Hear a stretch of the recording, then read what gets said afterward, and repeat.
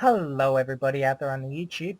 My name is Down Under Thunder and welcome to this discussion episode. Today I'm joined here with Brushstroke and Moon Solace. Say hi guys. Hi. Hi, I'm a person. You guys don't know me. Go sub to my channel. I'm desperate. And today we will be talking about the My Little Pony episode, Tanks for the Memories.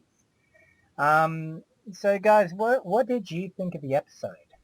Honestly, this one was kind of special to me. One, because Rainbow Dash, and Rainbow Dash is amazing. And two, this was a surprisingly good episode describing Rainbow Dash's character build. Since I guess this is actually the first winter that Rainbow Dash and Tank are going to be enjoying by what RD said, but it was interesting that Rainbow Dash didn't know about Tank hibernating. I guess this was something. Don't say that word. I am going to say that word. I am brave, and I am going to curse like a real man. I'm going to use those complicated words, but it was interesting because while during the episode, a lot of people think that Rainbow Dash is doing this for her own selfish needs. She's not. Well, in a way, she's not. It was more like it was showing her element of loyalty. She loves her pet Tank as if it's her own son. And with this, and she would pretty much do anything in order to spend time with him. But going as far as destroying the weather factory, I mean, that's a little much, but still, you got to go big in order to get things that you want done. Something I want to add in there. Did anybody notice that when she was like breaking into the weather factory, that it kind of sounded like the song Rainbow Factory a little bit? I did not. I'm going to have to rewatch the episode now a bit later on and just pay attention which is to that. Going into the weather factory, it sounds like the song Rainbow Factory. But I really enjoyed this episode because, like I said, it shows her element of loyalty, and it shows that when she doesn't have anyone to talk to, like her pet Tank, she will break down. Yeah, as shown. I think that I agree with you. That was really well demonstrated in the episode, but particularly when they were in her bedroom and Fluttershy said that you're going to have to do the winter without Tank. Although I going to have to be petless. I couldn't help but laugh quite a lot at that scene. Honestly, that was an amusing moment. I enjoyed that. I just found it amusing how Abijah did not cry, and Pinky described it as crying on the inside. And she just goes, "It's true." And also, there's actually one thing I did not like about this episode. In my personal viewpoint, I kind of thought they were villainizing Fluttershy a little bit. I mean, while I understand the concepts, it just felt like they were purposely villainizing Fluttershy, and this is the second time they were doing this. Yeah, the season 5 opener, they did it as well, kind of. I think he might be more referring to perhaps bats, because she was trying to take the side of the bats, like she was defending them. Well, bats is a little different. Bats, it was her all-around kindness. I mean, she knows what will happen, and she knows how the ecosystem works and everything like that, while the rest were like, these guys are pests, we want this done, and we want this done now. But Fluttershy knew that if the vampires go through with this and everything, and they eat the apples, they will have better and stronger apple trees. But the thing is that it's gotten to the point where it feels like they're just forcing her to become a villain. They're just putting her in as a villainized character to just make at a point. Yeah, no, I think I agree with you on that. Yeah. I sorry, I was gonna say my view on the episode. Oh, go. I like this episode as well. Like Moon, I myself am a Rainbow Dash fan. And I do like the connection that Rainbow Dash does have with Tank, but and I like how she was going to, like everyone else here, like she was going to extremes. Though I didn't have a problem with, I didn't really see them as villainizing Fluttershy.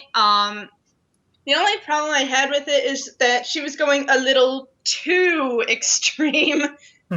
You know what I said mean? that as well. I mean, you can go big, but she went a little extreme. Also, we're going to be taking winter by storm. Oh wait, no, nuclear explosion. The first thing I thought was that is going to make a lot of Fallout Equestria fans very happy. On the chat of the stream that I was on, I noticed at one point somebody had said, "Well, that's the Chernobyl of Equestria." What'd you guys think of the song? The song kind of made me fan man a little bit, because this was Rainbow Dash's first solo song. Yeah, that is a good point. Oh my god, it was. This was Rainbow Dash solo. Oh wow. So, yeah. Yeah. Thinking back, this was her first time singing on her own. Not counting Rainbow Rocks. Not counting Rainbow Rocks. Rainbow Rocks actually still was not a solo. She still had backup singers with the other 6. This was a lead singer, but she wasn't. But she had others in the background there. And I will admit, awesome as I want to be, I did not care for it at all. I enjoyed the song, but the thing is, I did not enjoy how it was presented, because this was showing Rainbow Dash at her worst. Yeah, it really was. It Awesome as a wannabe really showed off her egotistical side. I mean, you can keep the ego, but don't make it the main focus of her character, you know? And I understand the whole concept of, if you're in front of a large crowd singing to everyone, you're going to get egotistical, but this has been shown before. This has been shown before. But the thing is that now that I'm thinking about it, these are two completely different Rainbow Dashes, and even the Rainbow Dash in the human world was more egotistical than the Rainbow Dash during Mysterious Mare Duel. Yeah, I think that. Yeah, I did, and I think it's actually forgivable because, like you said, they are actually two different characters. Even though they have the same name and the same basic personality, they are still two different characters. The Rainbow Dash in the human world hasn't gone through all the friendship bonding moments that the Rainbow Dash in Equestria has. And there's no element of harmony. She doesn't actually represent the element of loyalty. She doesn't have any ties to loyalty. Well, in a way she does, because if you remember during the first movie, she does have that same connection. But like you said before, she doesn't have the kind of experience that the Horselite version of Rainbow Dash has. During the Mysterious Mare Duel episode, she still has the same personality traits, maybe even a little more than what the human light Rainbow Dash had. Yeah, I actually think that the human Rainbow Dash is a bit of a nod back to what Rainbow Dash in Equestria used to be like before she met Twilight and the others. Yeah. Yeah, and I think today's episode also showed a lot more growth from Rainbow Dash as well. Much. Alongside my personal favorite episode, my number one favorite episode, Sleepless in Ponyville.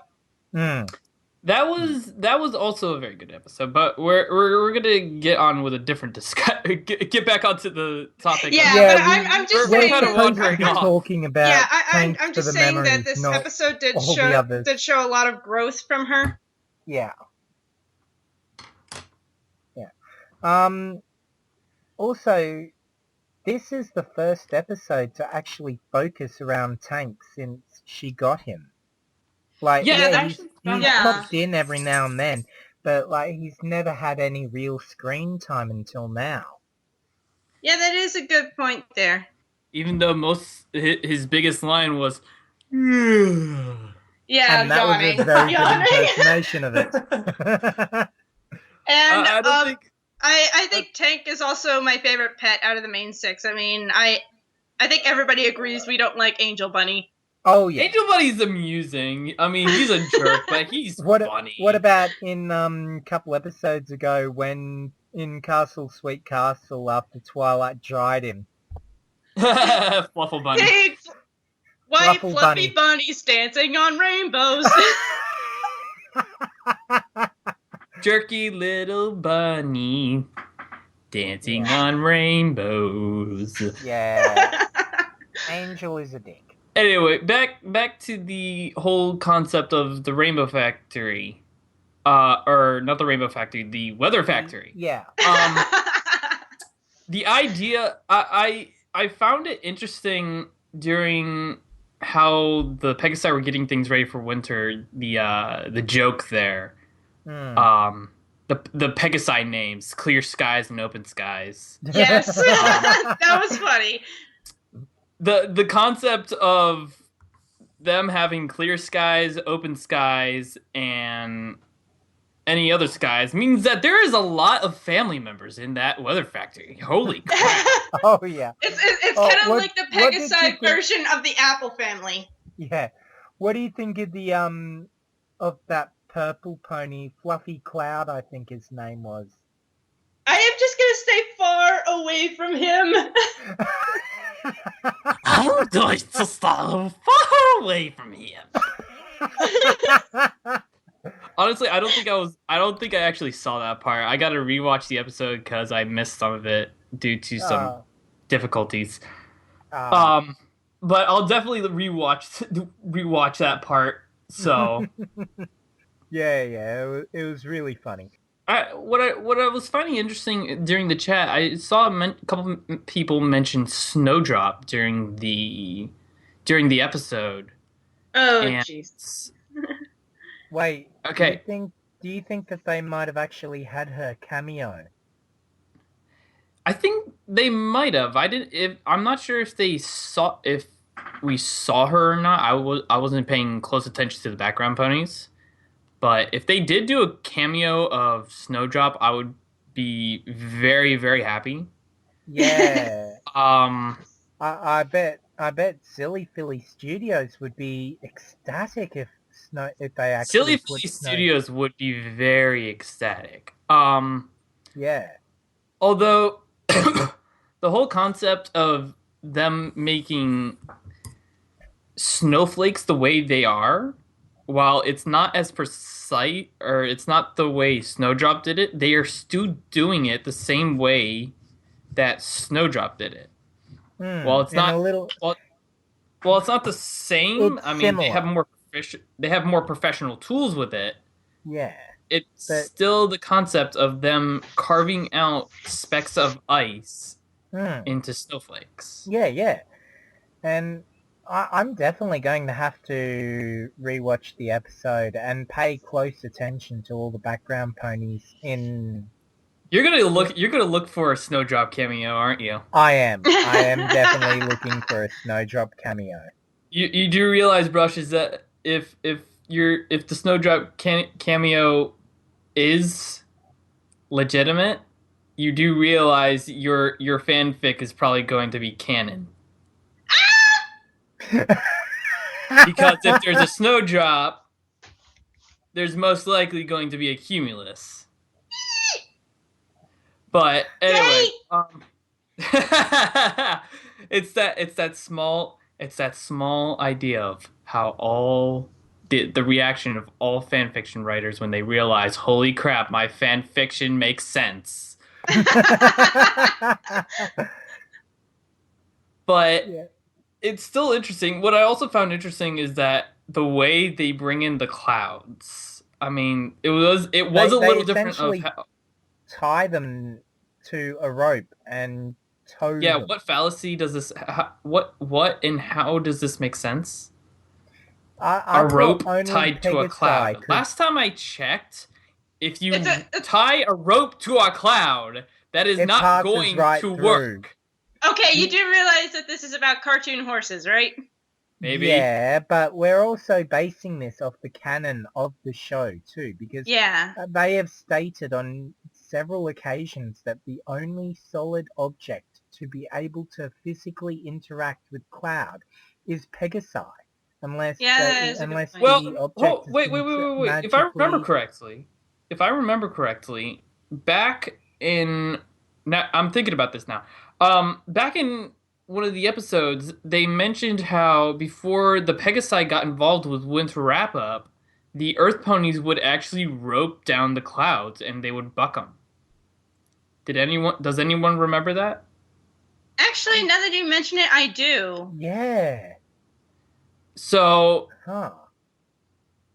see, now I just proved my own statement false. God. And also, another thing I noticed, there was a little bit of continuity with the running of the leaves at the beginning. Yep. Yes, I loved that. That was very well done.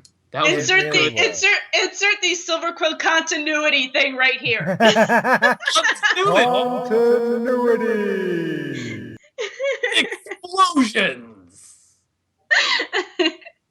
Because cartoon horses. But it was... Honestly, I'm gonna have to give this A-, because nothing's perfect. All right. There's probably I kind of agree with that. I'm never... Unless it's the episode where the writers somehow managed to cover every single plot hole in the entire show in one episode, I'm going to give it an A. There are plenty. There are plenty. The only way that could happen is like in a 5-part episode. Oh, and they don't have any animation errors in an episode. Yeah, there's probably an error that we didn't see. I did not spot any in this one. Okay. Animation errors are kind of hard to see. They've been getting better with their editing, although there's going to be a guaranteed at least a very minor animation error, because if you guys know Flash is a very, very temperamental program. Yeah. I mean, if I remember correctly, there was one animation glitch during Read It and Weep where Rainbow Dash goes bald for 2 frames. 2 frames, and the entire fandom goes, bald! Bald! Bald! Bald! There was also Cyclops Pony. Yes. Oh yes, I remember Cyclops Pony. And we can't forget Derpy. We also can't forget the time that Rainbow Dash lost her wings after running away from Pinky. I remember that. Oh my god. All the way back in season 1. All the way back in season 1 when the most glitches were to happen. But yeah, I kind of agree with you on giving it an A-. So. Yeah, I think I'll agree with that as well. So A- for this episode. It was a great episode, but it wasn't perfect. Yeah, people are now challenging me to do something more and more feelsy next time to top this. You challenged yourself, Brush. And the only other person that challenged you was Chastity. So, ha! Shut up, Moon. Yeah. Oh, boy. Okay, now Down Under's challenging. So your point is invalid. Yay! Okay, then I challenge you, and I'm holding the fields cannon. Set it to maximum. Aim it at Brush. Exactly. No, aim it at Storm. Nah, we've already killed Storm enough times. Okay, then I'll aim it at you. How would you be able to aim it at me if I'm holding it? I can push you over and take hold of it. Anyway, I'm going to do my outro here before this gets a little bit too crazy. So thank you guys so much for watching this. If you liked it, please click like, comment, and subscribe to see more of these every week. I will be uploading them as soon as I can after the episode. So yeah, thank you guys so much for watching, and I'll see you all next time. Go sub to my channel now!